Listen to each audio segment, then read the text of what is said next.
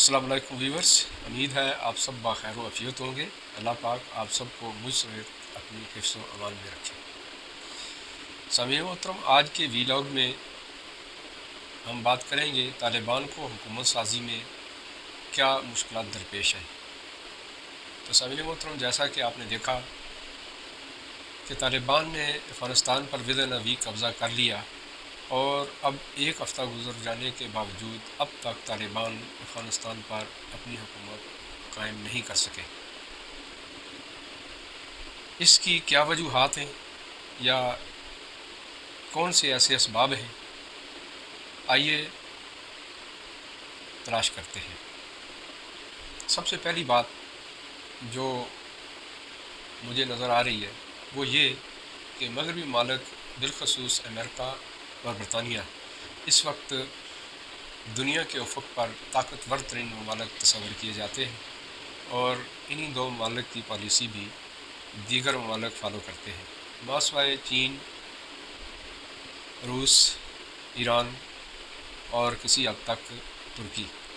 تو حسن اتفاق ہے کہ ان دو ممالک ہی کو طالبان نے شکست دی۔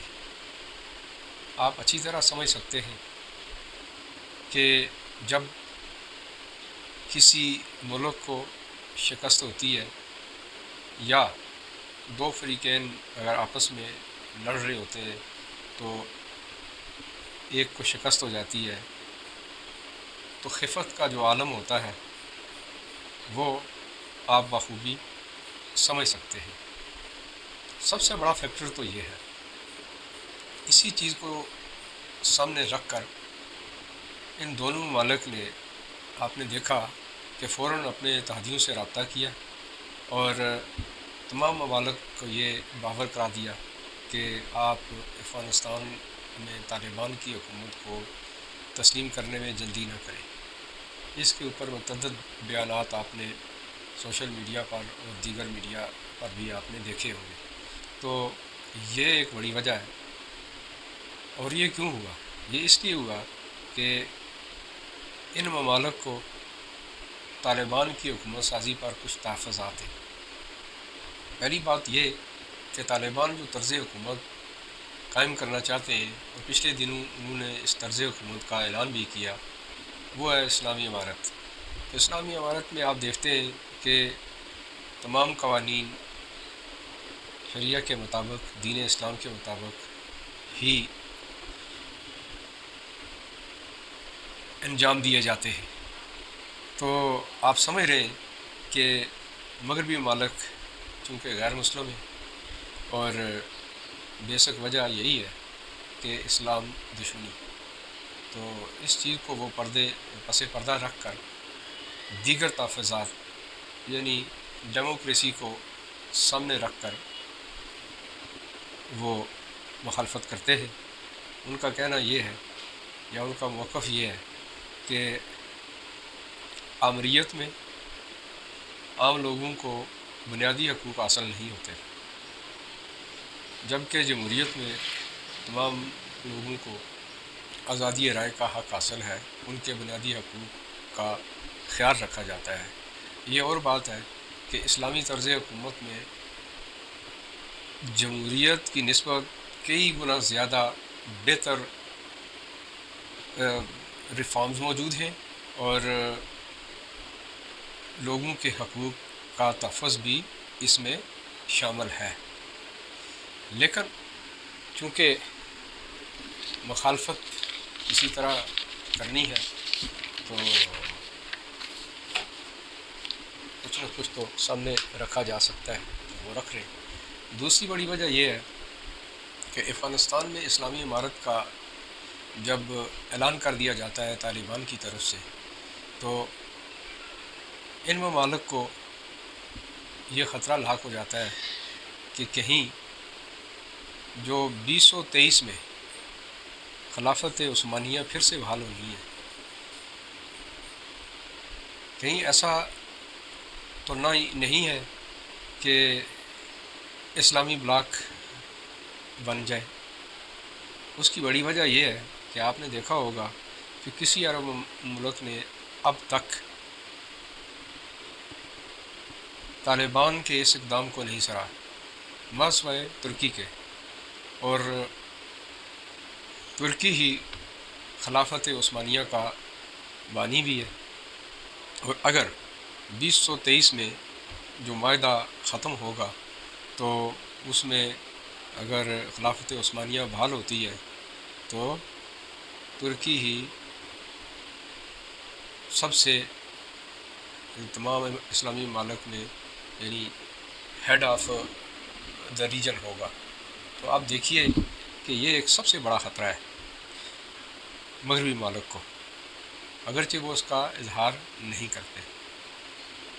اچھا، آپ ایک اور چیز ملاحظہ فرمائیں کہ جب افغانستان پر طالبان کا قبضہ ہو جاتا ہے تو فوراً بعد ہی ایک وفد پاکستان آ جاتا ہے۔ اچھا، یہ ڈیلیگیشن آ کے ہمارے پرائم منسٹر آف پاکستان جناب عمران خان صاحب سے ملتا ہے اور ہمارے آرمی چیف صاحب سے ملاقات کرتا ہے۔ ایک لحاظ سے دیکھا جائے تو یہ خوش آئند ہے کہ جس ملک میں اتنے عرصے سے خانہ جنگی ہو اور 20 سال تک کوئی حکومت نہ ہو اور قابضین وہاں پر امن کے نام پر آئے ہوں اور 20 سال تک وہ یہاں مختلف فارم آف حکومت اپنی مرضی سے تشکیل دیتے رہے ہو، تو ایسے میں لازمی بات ہے کہ ان لوگوں کے خیالات بھی سننے چاہیے۔ لیکن آپ نے دیکھا کہ گزشتہ دنوں سلیم صافی صاحب کے پروگرام جرگہ میں انہوں نے کچھ صاحبان کا انٹرویو کیا، تو آئیے دیکھ لیتے ہیں کہ یہ صاحبان کون تھے اور ان کا موقف کیا تھا۔ تو سب سے پہلے بات کر لیتے ہیں ہم برہان الدین ربانی صاحب کے صاحبزادے صلاح الدین ربانی صاحب، جو سابقہ وزیر خارجہ ہیں اور سربراہ جمعیت اسلامی افغانستان ہیں۔ دوسرے ہیں احمد ضیاء مسعود، سابق نائب صدر افغانستان، اور یہ بھائی ہیں احمد شاہ مسعود کے۔ تیسرے جو صاحب تھے استاد کریم خلیلی تھے، یہ صاحب سربراہ حزب وحدت اسلامی افغانستان ہیں۔ اور چوتھے ایک ینگ رہنما خالد نور، یہ فرزند ہیں بلخ کمانڈر عطا نور کے۔ ان تمام شرکاء نے مشترکہ طور پر یہ موقف پیش کیا کہ ہمیں اسلامی امارت نام کی حکومت تسلیم نہیں، یعنی ہم اسلامی امارت یا اسلامی حکومت کو تسلیم نہیں کرتے۔ دوسری وجہ بتاتے ہیں کہ طالبان بغیر کسی مذمت کے پورے افغانستان پر قابض ہو گئے، اور آپ دیکھتے ہیں کہ اشرف غنی صاحب جو افغانستان کو ہیڈ کر رہے تھے انہوں نے کوئی مذمت نہیں کی، بلکہ انتہائی محفوظ طریقے سے ملک چھوڑ گئے، اور لگتا ہے کہ شاید ان کا طالبان کے ساتھ کوئی معاہدہ خفیہ طور پر ہے۔ تو گویا ان کا یہ موقف ہے، اور وہ یہ کہہ رہے ہیں کہ افغانستان میں مشترکہ حکومت قائم ہونی چاہیے، اس لیے کہ افغانستان میں کثیر النسلی اقوام موجود ہیں، اور یہ اتنی لوگ مختلف نسل کے وہاں پر جب ہیں تو مشترکہ حکومت کا قیام ہی زیادہ بہتر ہے۔ تو آپ یہ اچھی طرح سمجھ سکتے ہیں کہ مشترکہ حکومت کا مطلب کون سی فارم ہو سکتی ہے۔ سوچئے، وہ یہی ہے کہ ڈیموکریسی کی کوئی فارم بحال کی جائے، اور بات پھر وہی آئی کہ جب ڈیموکریسی کا ذکر آئے گا تو اس کے پیچھے کس کی سوچ ہو سکتی ہے؟ یقیناً مغرب کی، اور اس کے علاوہ تو کوئی تیسری وجہ نظر نہیں آتی۔ اچھا، ایک اور سبب بھی ہم تلاش کر لیتے ہیں، وہ یہ کہ ڈیموکریسی کو پوری دنیا میں معتبر تصور کیا جاتا ہے، اس میں کوئی شک بھی نہیں ہے، لیکن ساتھ ساتھ اس کے اوپر بہت سے تحفظات بھی موجود ہیں۔ اگر ڈیموکریسی کو صحیح معنوں میں پوری دنیا میں امپلیمنٹ کیا جائے جو اس کی روح ہے، تو ڈیموکریسی سے بہتر کوئی اور طرز حکومت دنیا میں بنتی نہیں ہے۔ لیکن چونکہ بحیثیت مسلمان اگر ہم دیکھیں تو جب اسلامی طرز حکومت کی بات آتی ہے تو وہاں ڈیموکریسی کئی گنا پیچھے رہ جاتی ہے۔ کیوں کہ دین اسلام میں اس سے ہزار ہاں بہتر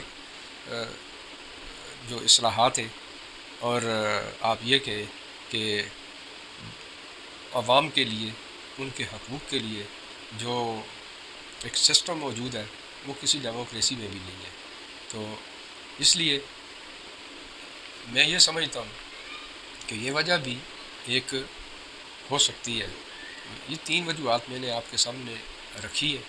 دیکھتے ہیں کہ طالبان جو اس وقت اس انتظار میں کہ یہ ممالک کوئی فیصلہ کریں، یا تو افغانستان میں طالبان کو تسلیم کریں کہ وہ کچھ اپنی اسٹیٹکی بنا سکیں، اور دوسری وجہ یہ بھی ہو سکتی ہے کہ آج OIC کا اجلاس ہونا ہے۔ ہو سکتا ہے کہ وہ یہ بھی دیکھ رہے ہوں کہ OIC میں کیا فیصلہ سامنے آتا ہے، لیکن ہسٹری یہ بتاتی ہے کہ OIC اس وقت یا اس سے پہلے بھی کوئی ایسا فیصلہ نہیں کر سکی جو دو ٹوک ہو۔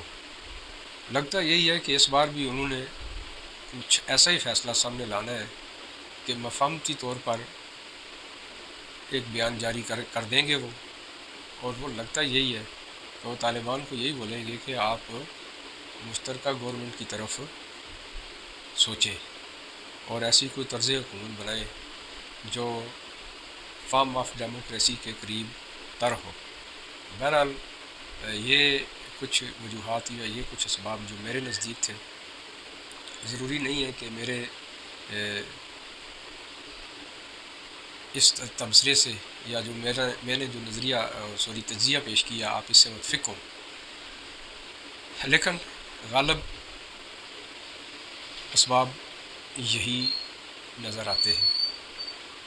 آپ کومنٹ سیکشن میں اپنے کومنٹس دے کر اپنا حصہ ڈال سکتے ہیں، جیسا کہ میں نے پہلے بھی ذکر کیا تھا کہ آپ کومنٹس سیکشن میں منشن کیا کریں تاکہ ایک تو میری اپنی اصلاح ہوتی رہے، دوسرا یہ کہ آپ کی پارٹیسپیشن بھی ہوتی رہے۔ اسی کے ساتھ ہی میں اپنا یہ ویلاگ ختم کرتا ہوں، اور آخر میں آپ سے ریکویسٹ ہے کہ اس چینل کو سبسکرائب کیا کریں، اسے لائک اور ڈس لائک بھی کیا کریں، یہ آپ کا حق ہے، اور ساتھ ساتھ یہ کہ بیل آئیکن ضرور پریس کیا کریں تاکہ آپ کو الرٹ مل جایا کرے کہ نئی ویڈیو آ گئی ہے۔ اسی کے ساتھ ہی مجھے اجازت دیجیے، اللہ حافظ۔